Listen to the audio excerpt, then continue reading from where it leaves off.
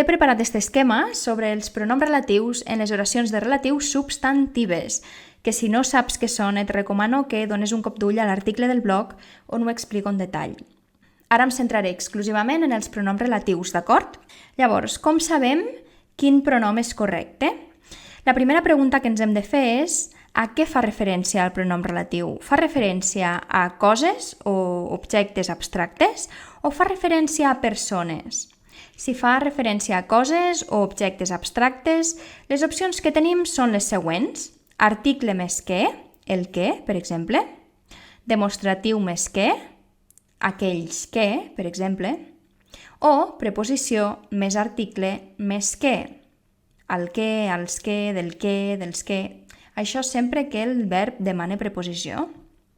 Vegem les oracions d'exemple que tenim aquí. El que importa és que tinguis ganes d'anar al viatge. Aquells que siguin més fàcils, deixa'ls per al final. Aprofita't dels que puguis, que després serà massa tard. Aquí, com que el verb aprofitar-se d'una cosa demana preposició, la preposició no es pot ometre. Per tant, aquí tens les diferents opcions, quan parlem de coses o objectes.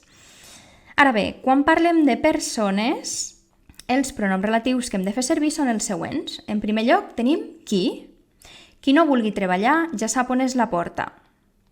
També podem fer servir article més qui o article més que, el qui o el que, per exemple. El qui no vulgui treballar ja sap on és la porta o el que no vulgui treballar ja sap on és la porta. Totes aquestes opcions són vàlides, qui, el qui o el que.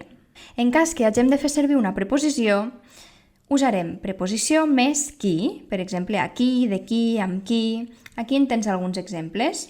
A qui no li agradi que no miri, o ballaré amb qui em parli primer. També es pot fer servir preposició més article més qui o què. Del qui no diu res no te'n pots fiar, o del que no diu res no te'n pots fiar. Pareix que hi ha moltíssimes opcions, però si les divideixes en aquests dos grups, coses o objectes abstractes i persones, veuràs que t'és molt més fàcil aclarir-te.